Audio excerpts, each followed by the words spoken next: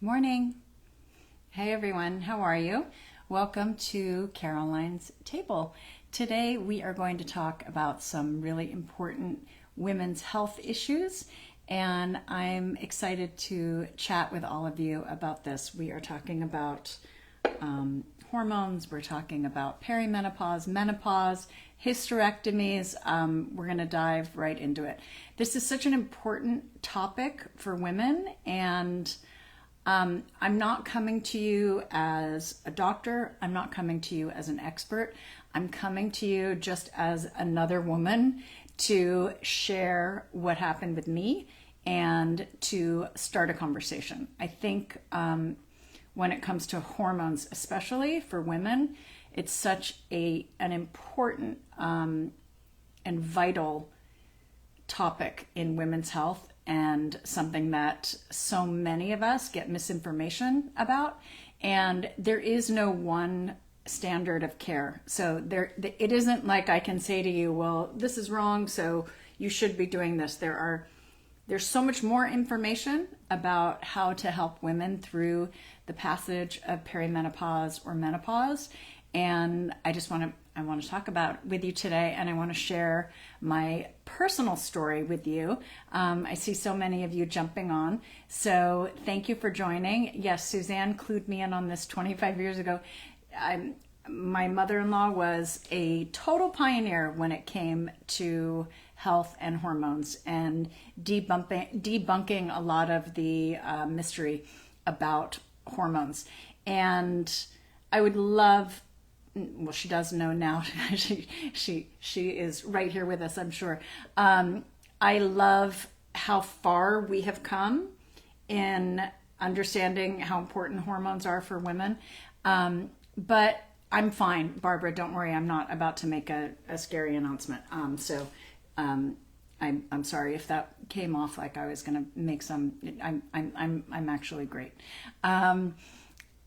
We have come far, and we have so much farther to go. There are millions and millions and billions of dollars spent on men's health, and very little spent, unfortunately, on women's health. So we have been toughing it out, and I was one of the lucky ones, because Bruce and I started with an anti-aging, an integrative doctor, when I was 25 years old.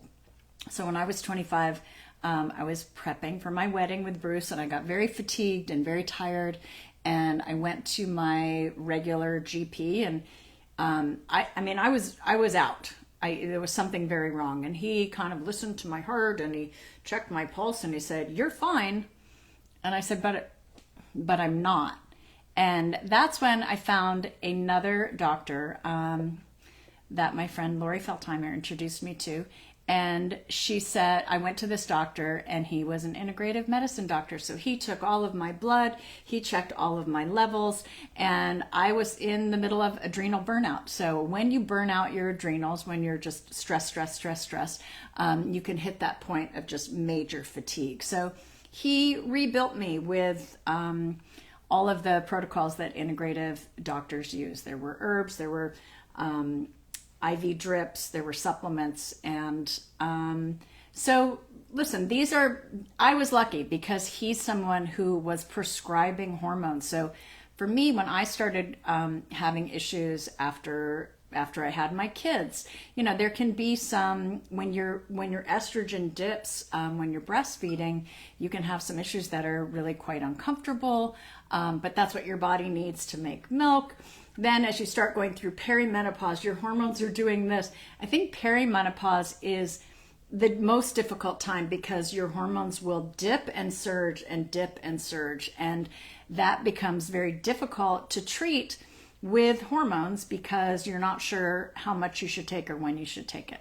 And then when you get to menopause, you reach that final dip, and you should be able to fill with what is missing, with a little less variation.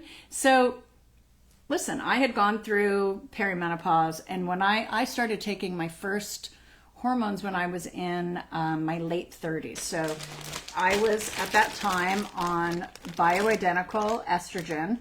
It comes in a little syringe like this, and you just squirt out a little bit, and your doctor tells you where to rub it in. Some people have you do it on your thigh or here, or sometimes in your intimate area. It just depends on how your doctor likes to prescribe it. Now this is bioidentical, and this is a combination of estriol and estradiol. And this is what I was on for many, many years. So then what happens is that you start to need your progesterone.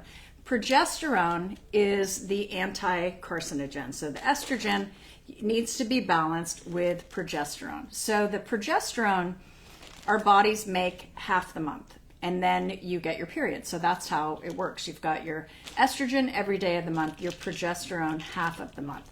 So I have always been someone who cycled. This progesterone at 100 milligrams is what I was taking. I'm not giving you amounts to tell you what you should take. That needs to be done with your own doctor and your own blood work. But I was on 100 milligrams. At one point I went to 200 milligrams because it wasn't enough. And there are two different ways that you can take your hormones. You can have your estrogen and your progesterone. Estrogen every day, progesterone for half the month. That is going to make sure that you continue to get your period. And a lot of people don't like that. Some doctors don't think you need to. So they will put you on continuous combined, which is estrogen every day, progesterone every day. Now, my doctor didn't have a problem with the continuous combined. My gynecologist did not have a problem with continuous combined. Suzanne really did not believe in continuous combined. She had worked with another doctor who felt really strongly that cycling was very important. And I believe that. I believe it made sense to me that when you are in your prime, that is how your hormones work. And, she would say to me, continuous combined only happens when you're pregnant. The only time your body makes both of these every day is when we're pregnant. So it doesn't seem natural. So as I went through perimenopause, then I went through menopause, I was like, I don't even feel it because I'm already on hormones, which is what you want, right? You don't have all those horrible symptoms that you get with menopause. And you know what I'm talking about. Itchy skin, you're moody and irritable and short with everyone. You can't sleep. You're awake all night. You're creaky and achy. Your intimate areas are dry and uncomfortable.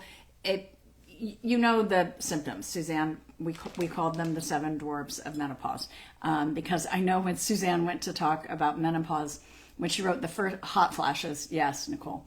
And I've never had hot flashes. I've never been a hot flash person because I always had my hormones, so I was all set, right?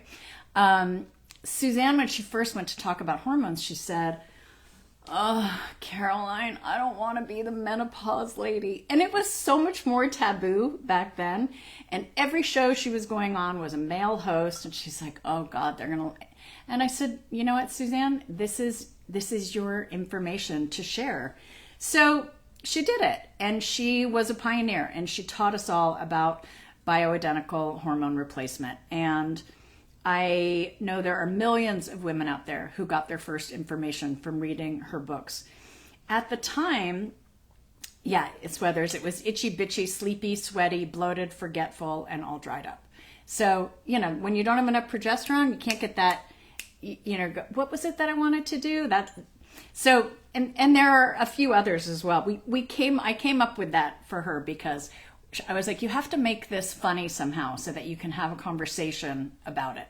Now, Dorothy is saying, I was always told the hormones cause cancer. I was scared to take them, but I started HRT a few months ago. Is a world of difference.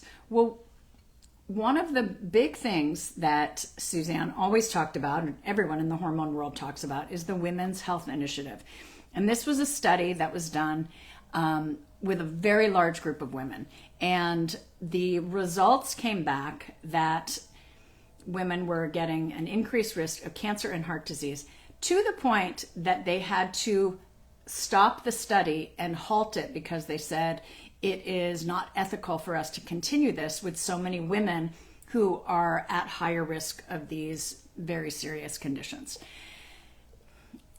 Fast forward, 20 years, that study has been debunked. Why has that study been debunked? Is that just the pharmaceutical people saying, no, no, no, don't listen to that because we still want you to take our synthetic hormones? It was debunked because the women were 63 years old, so 10 years older on average than women typically go through menopause. They also had them on 2 early forms of pharmaceutical synthetic hormones, Primera and Probera. And they have advanced those medications quite a bit. And none of the women were on bioidentical hormones. So now the doctors have a lot more access to information and research and access to bioidentical hormones, which is, they show, helps prevent the diseases of aging.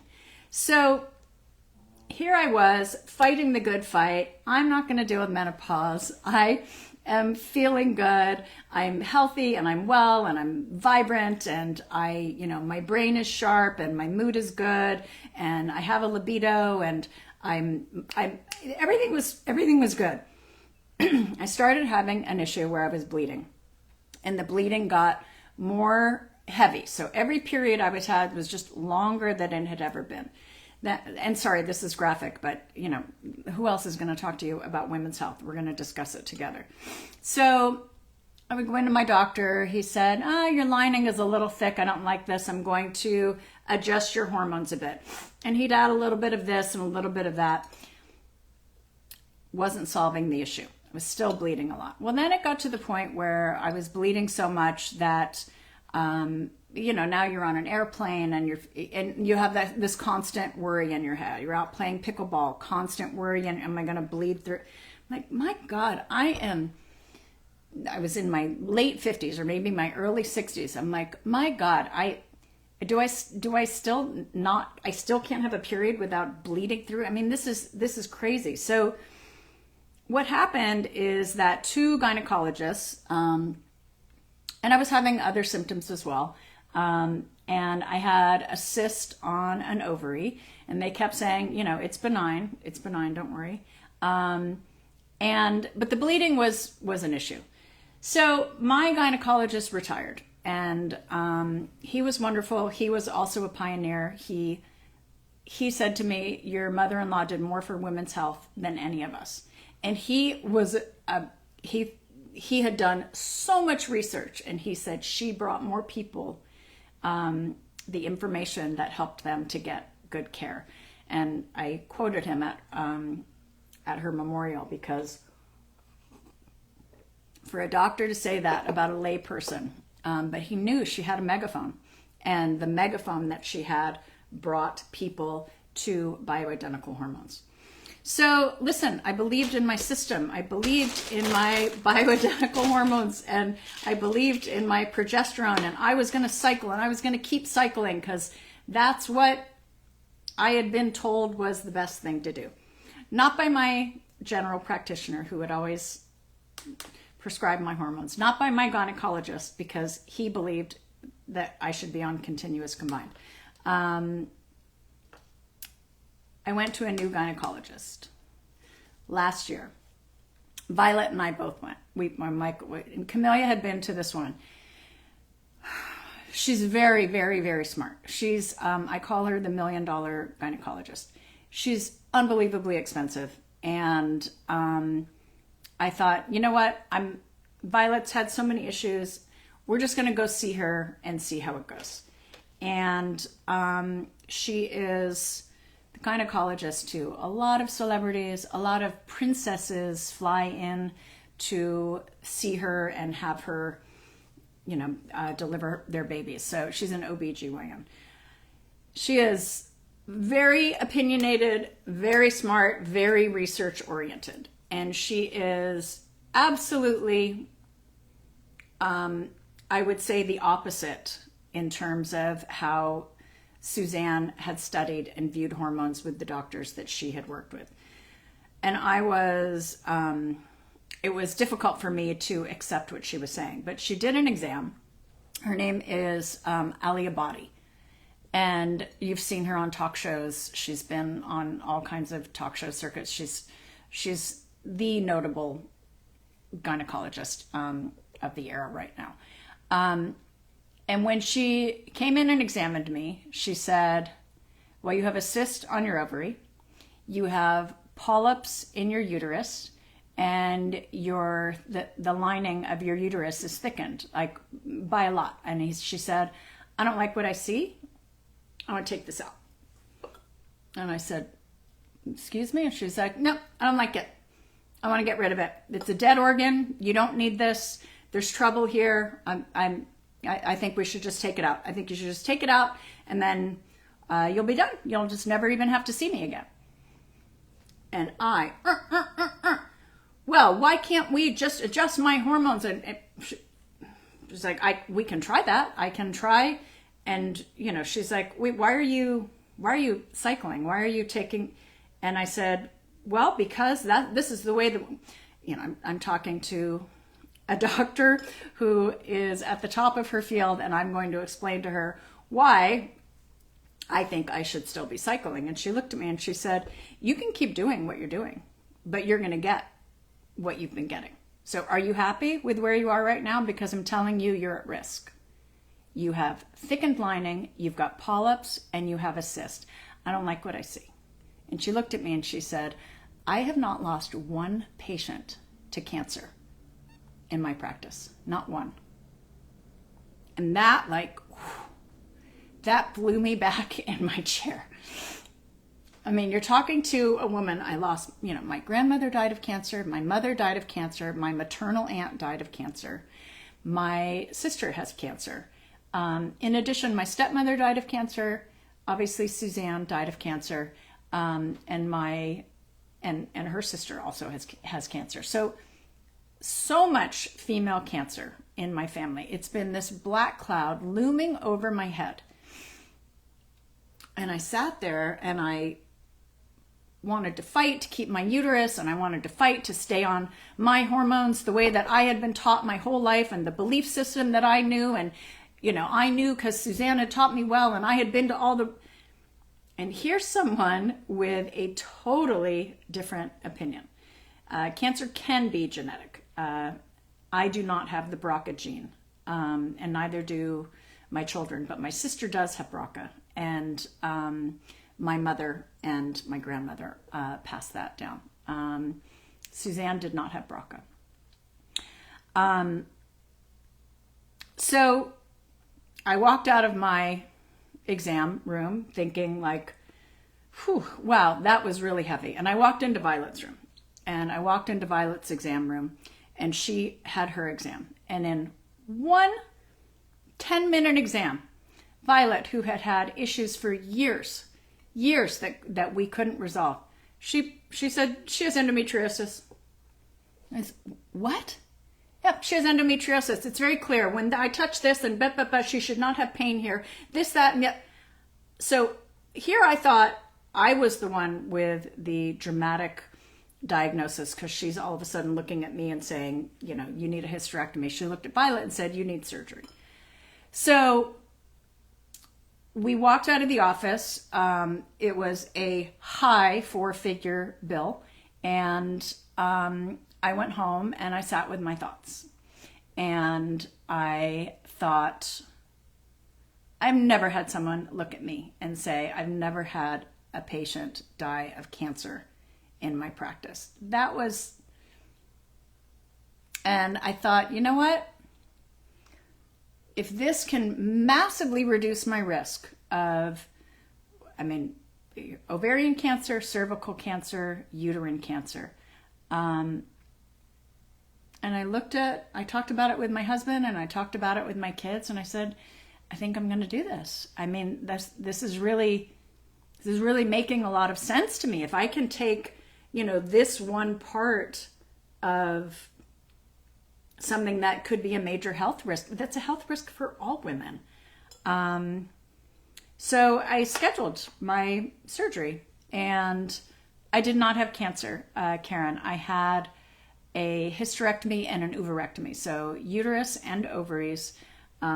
They removed, and the surgery went very well. The recovery was not too bad.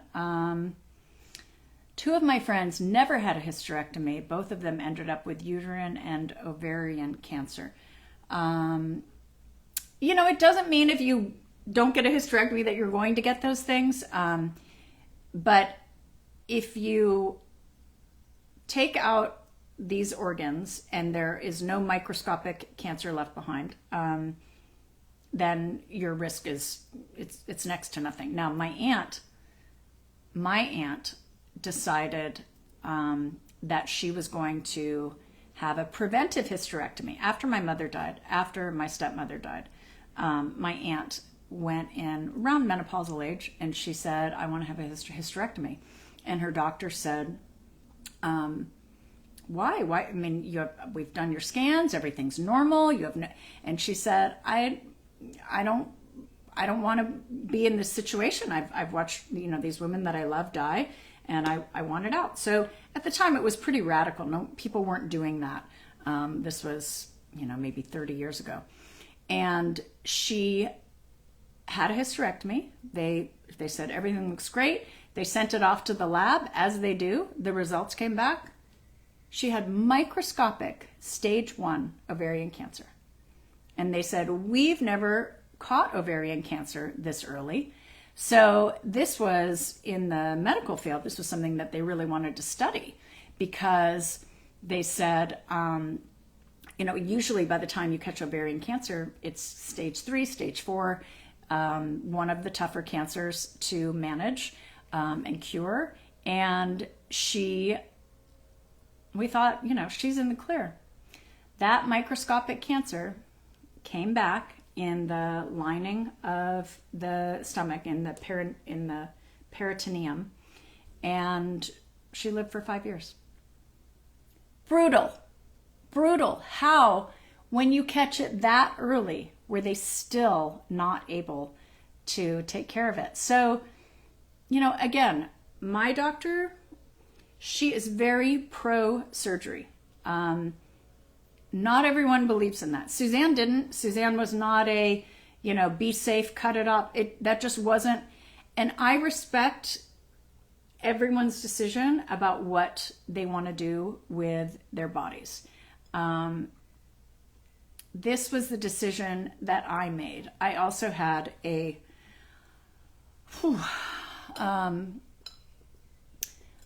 was it was right before we went on our trip to Greece. And I was sitting on this deck right here. And there was a full moon coming up right over this hill. And it was one of those like outrageous strawberry moons, and got me into a meditative prayer place. And I started talking to Source, God, the moon, Mama, all of the above. And this voice said to me,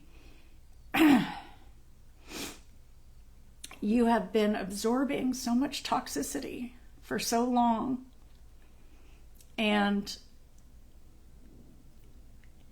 it's settled in your body, and you have a warning right now, and there's nothing wrong. It's just a warning, but it has to go, and you have to cut off this toxicity. And that was when I made the decision to have the hysterectomy and change my some things in my life that were not serving me at that time. So it all happened very fast. I went on that trip to Greece knowing that I was coming back with a date for surgery, and that I was going to make a big change in my life that was a very difficult one for me, but something that really needed to happen. And that's what happened. I came home. That whole trip to Greece was like one big cleansing. I mean, it felt like, dipping in those blue seas, and it just felt like, rebirth. It just felt like, baptismal. It was absolutely beautiful, spiritual, And I just really feel like that was something that for me was the right decision. So, so that happened. And interestingly, wow, you really know what menopause feels like when the hormones completely dip out. So for the first time in my life, I understood what it really meant to not be able to sleep, to be a little irritable, to have I've had hot flashes for the first time. So this doctor wanted to change my hormones. And what she prefers, she said, you have to take bioidentical micronized progesterone. And she said, you can only get that at a compounding pharmacy. So that is what she has me on. Mine is a pill. So this is what she put me on, is the micronized progesterone. And she said, for the estrogen, only a patch. Huh? Wait, what about the bioidentical cream? Like that's the... And she said, only a patch. A transdermal patch is the only way that we can make sure you get the exact dose every day the same, and you get that surging into your system every day. So I am on a patch that looks like this, and I said, is it bioidentical? And she said, the way the estrogen enters your system is the exact same molecule, whether you're using the cream, the bioidentical cream, or the patch. Is it actually? Would Suzanne say this is bioidentical? I don't know. But you know what? I had to make this decision based on the research that this doctor, I decided to trust this doctor. And she looked at me and she said, okay, do you have a cardiologist? Have you had a heart exam? Where are you getting your breast exams done? And she gave me a whole list. She gave me a whole list of things to do. I went to the cardiologist. And you know what, guys? I have changed my integrative position in medicine is including many more of the pharmaceutical things that I had shunned before,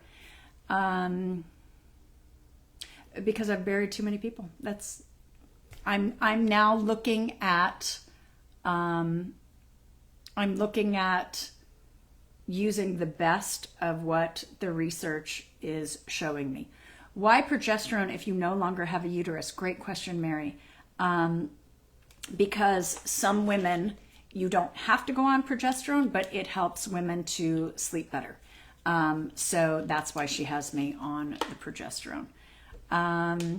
Caroline, I have high cholesterol at 55. Are you taking a statin? Teresa, so when I went to this brand new longevity cardiologist, heart disease, #1 killer of women, statins, people talk about side effects and it's not good for this, not good for that. He said to me, a low dose statin is not going to give you the side effects and it gives you the protection. So yes, he also put me on a low dose statin. What dose is your patch? Pepper, listen, your patch is going to be for what you need. She started me at 0.5 and I was a wreck. I went in there, I'm like, my joints are so creaky. That to me is my telltale. If my joints are creaky, I know that is a lack of estrogen. So she upped it to 0.75. I'm not sure it's enough, but this is where she wants me. And so for sleep, she recommends magnesium threonate. It is the only type of magnesium that crosses the blood-brain barrier. So before bed, magnesium threonate. I did have the surgery. I had it last fall. I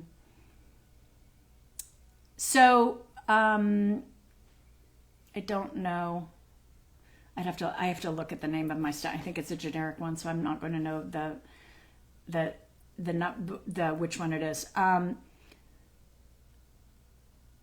Oh, I think that's the one I'm on. Charmel Rixon. Rosuvastatin.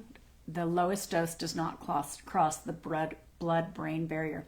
I am not on testosterone, not because I'm anti-testosterone. I've tried testosterone many times in my life. So the testosterone for me, I am someone who doesn't absorb testosterone well. So my doctors give me DHEA, which helps your own body to produce testosterone. And that is what I have decided. That testosterone for me made me a little angry, made me gain a little weight, made me a little hairy. It was not a good thing for me. For other women, they have no issue, helps bring vitality, libido. Again, please don't, I'm not telling you what to do. I'm not giving you advice. I'm just sharing what happened to me. So it was a very profound alignment of things in my life that were needing a big change. So that's where I am. What type of magnesium? Magnesium threonate. Microdose at night, but it works dramatically. Great. How many milligrams of DHEA? I don't know. I have not been the same since my hysterectomy. I find my hormones are all over the place. I'm just not sure how to go about finding answers. Oh my goodness. I feel you. This is what I'm telling you. I don't have all the answers. I really don't. I'm going to tell you I have found one solution that has been amazing. And it came to me so randomly through a friend. And I started talking to this company. He sent me the product. I started taking the product. I had dramatically good results. It is a non-hormone. It is a supplement. And when it comes to menopausal symptoms, we have never offered a supplement for anything. We know the body needs estrogen. Estrogen is what you need in order to make these things function again. So the best thing you can do is get yourself on HRT. But not all women can take HRT. I see a few of you talking about the fact that you can't take it because of a diagnosis or a medical condition. Some people just aren't comfortable taking it. So next week, I am going to come to you with a partnership on a supplement that I really want to share with you that I'm super excited about. And I told the company, I said, listen, my ladies are the age demographic that are your target demo. And I tried this product. It worked wonders for me. I then went off of it because I ran out of it. And wow, the way I ran back to him and said, okay, maybe we should do a partnership on this. And I actually felt like it was my responsibility to share it with you. So that is coming next Tuesday at Caroline's Table, which will be live from Honolulu Bay in Kauai.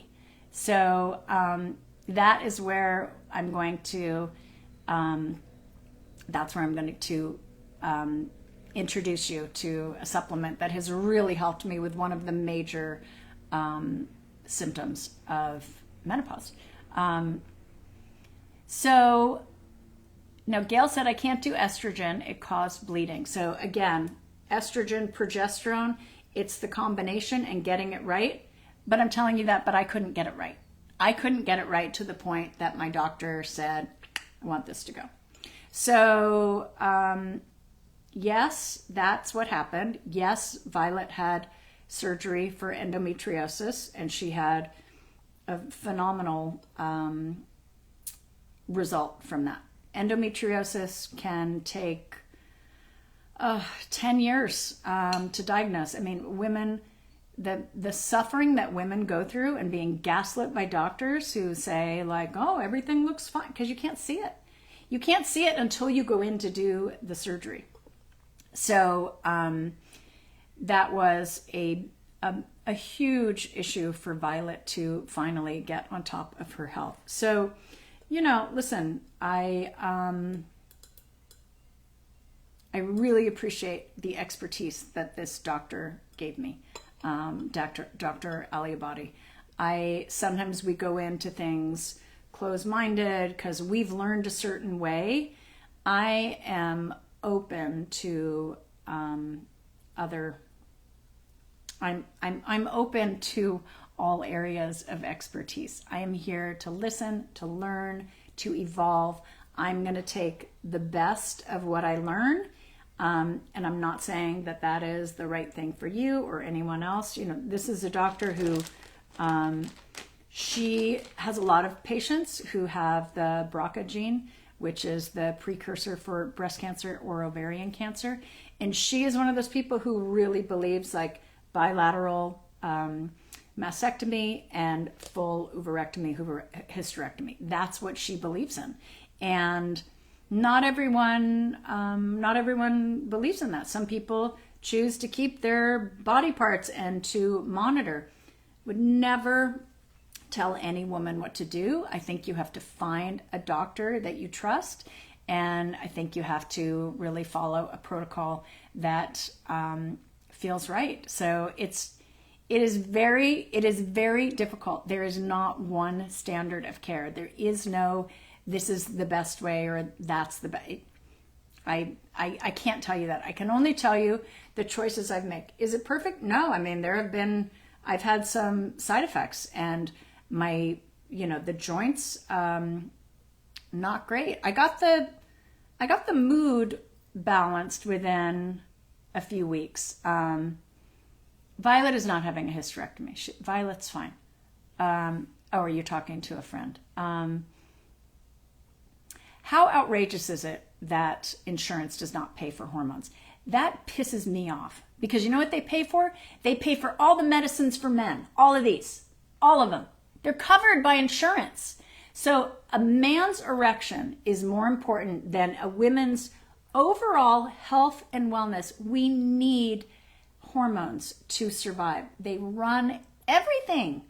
It makes me absolutely furious. And this is expensive. This patches, the bioidentical hormones were less expensive than the patches. These patches they're a couple $100 a month, $300 a month. I was surprised. The bioidentical progesterone, not bad. This, I used to go through these a lot. So listen, all insurance, again, do I have advice on insurance? No, it's a debacle. It's awful. Absolutely awful. And I have one of the best insurance policies around. My husband is a member of the Directors Guild, and the Directors Guild and the Producers Guild has one of the best insurance programs. So I'm just looking at your questions. My hormones via my OBGYN were $0. Amazing, Blondie. So, okay. And the finger up, Kitty. I know. Sorry. Questions, comments, anything else you guys? I don't have answers. I'm just a human, not an expert. You need to check with your own doctor. The problem with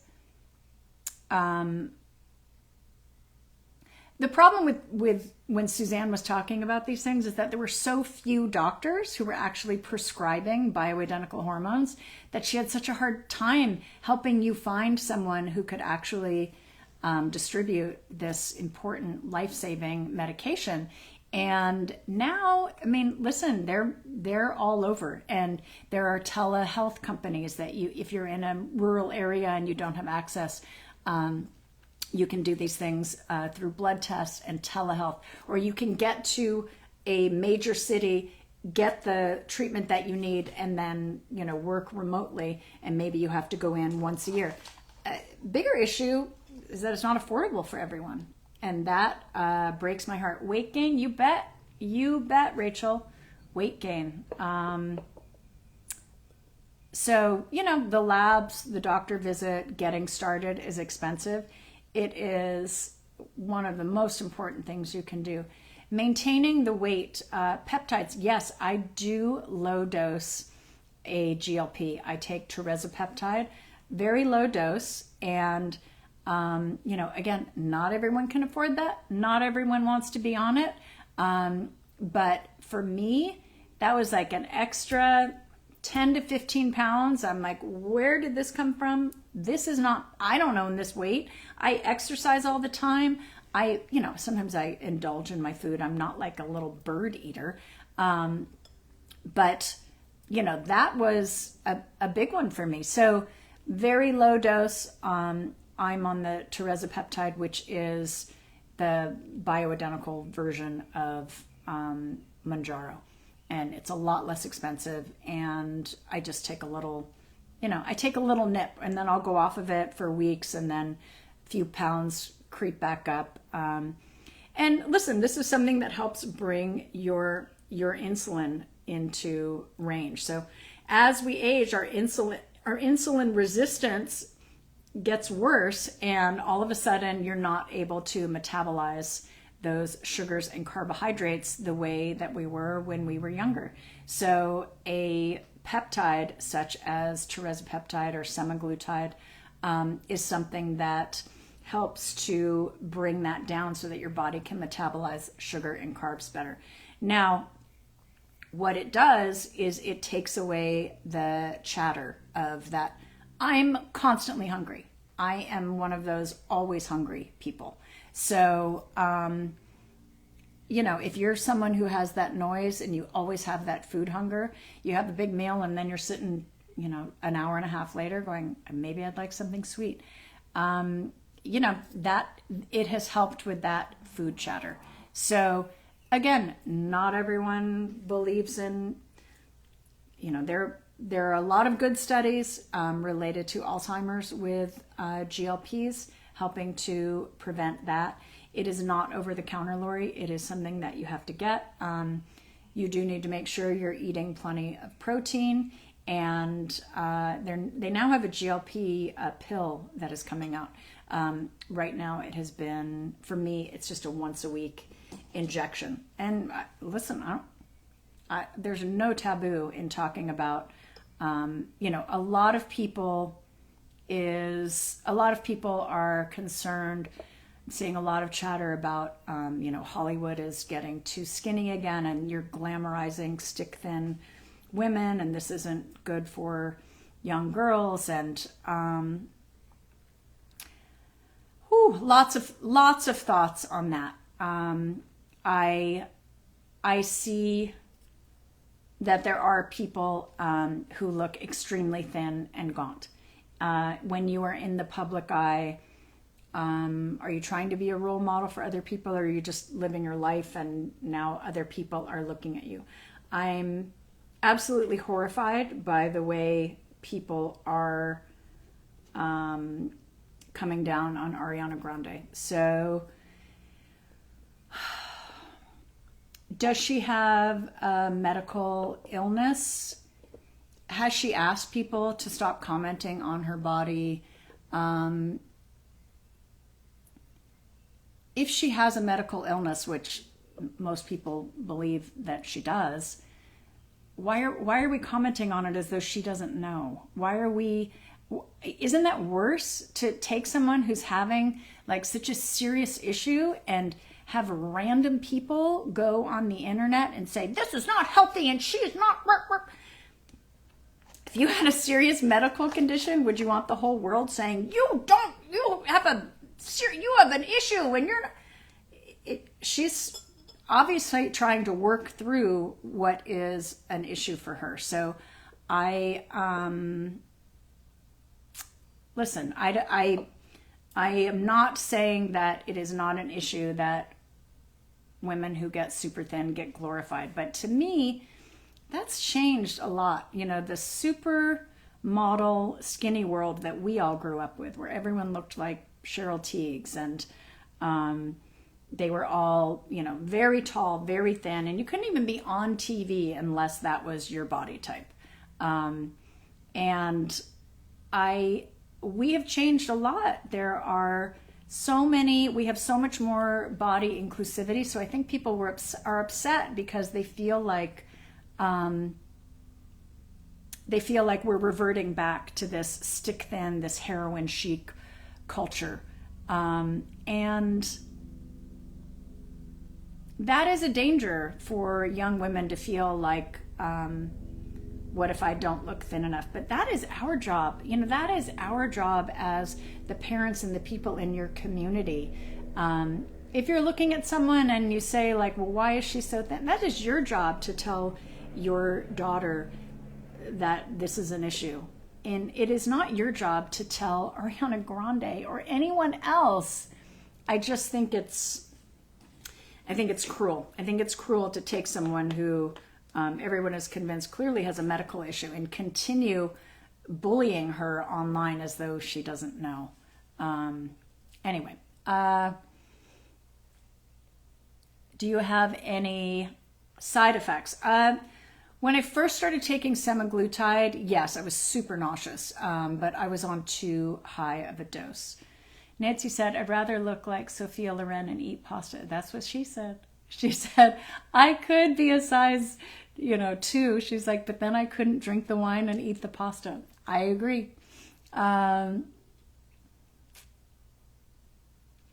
So, oh my goodness. Okay. That was a lot. That was a lot to share. I'm not always perfectly healthy, Tara. I got my creaks and my aches, and we're doing our best. We are doing our best.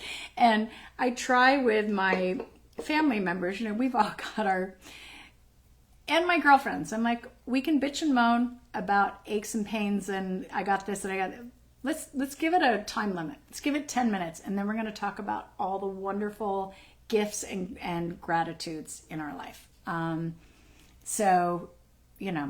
Lindsay said she lives by the 80-20 rule. That is absolutely right. 80% good, 20% treats. What do you do for strength training and weight bearing? Kathy, it's so important. Weight bearing to build muscle, because the most important thing as we age is to keep our muscle mass. And I play pickleball. I play, about 6 to 8 hours of pickleball a week. And believe me, I'm using all of my muscles. I'm running side to side. I'm hitting.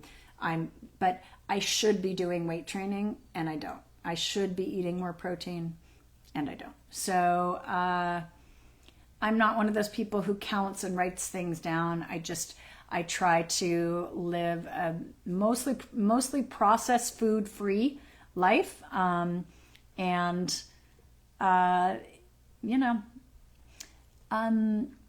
love your necklace. May I ask where you bought it?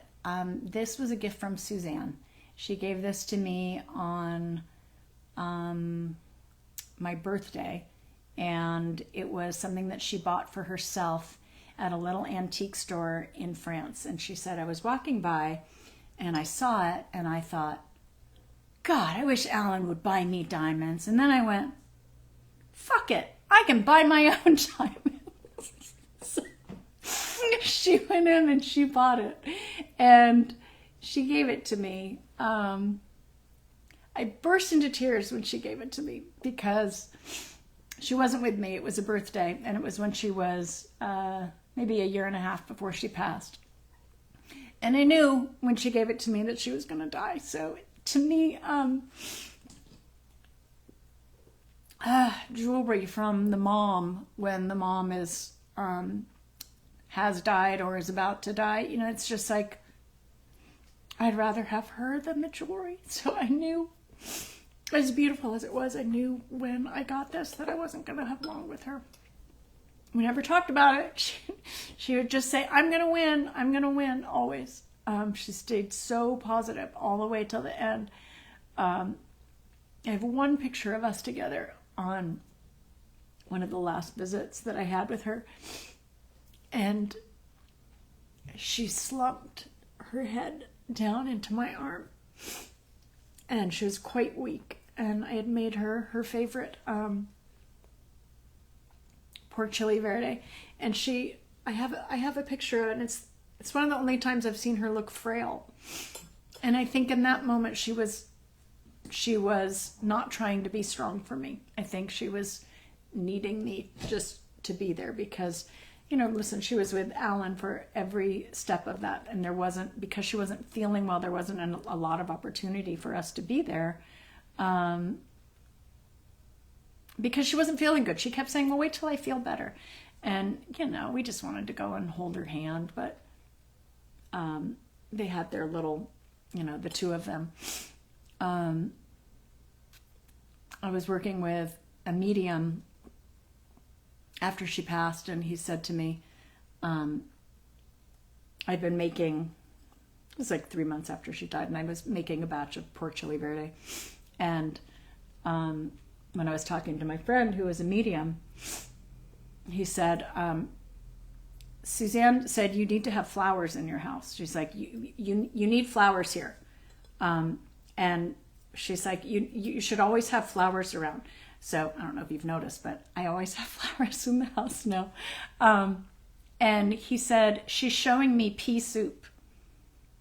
And I was like, what? Pea soup? I'm like, it doesn't mean anything. He goes, it's pea soup. She's showing me a green soup. It was the pork chili verde. She is, you guys, I'm telling you, when people pass, they are right by your side. And she was right there letting me know, and I said, oh, it's not pea soup, it's the pork chili verde. And he said, yes, she's saying it's delicious. She said she can taste it. So, whew, beautiful, beautiful. This arc of life, we got to keep learning. We've got to keep growing. And we're all doing our best to make the best decisions we can make. So those were some pretty dramatic health decisions that I made. I'm not looking back. I'm not going to say, definitely have a hysterectomy. It's the best thing you're going to do. For me, I no longer have to worry. All my labs came back. Everything is perfectly clear. So I no longer have to worry about uterine, cervical, or ovarian cancer. That is a huge weight lifted. Now what I need to do is manage my weight, manage my hormones, manage my mood, manage my creaky joints. That's been a big one.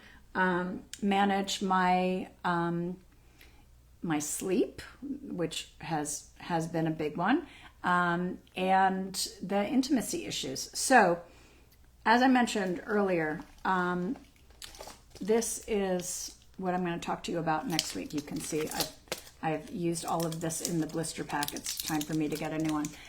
I have had phenomenal results with this. I really didn't want to do a partnership on it. It's the type of thing that some people are super comfortable talking about. I'm not one of them. I'm not as comfortable.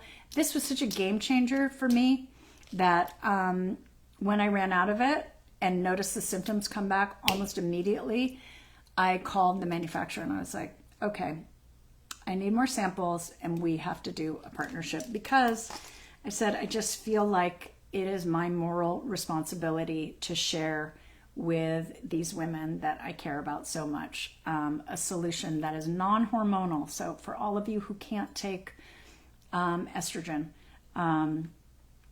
this is what we're going to talk about next week. So join me next week live from Kauai.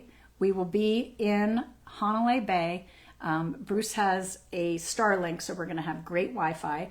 And I said to the manufacturer, I was like, here's the only way I'm going to do this. You have to give my customer your lowest price. He said, done.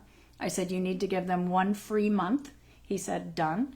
And I said, and I need a 90-day satisfaction guaranteed. Return your money if you aren't totally satisfied. And he said, done.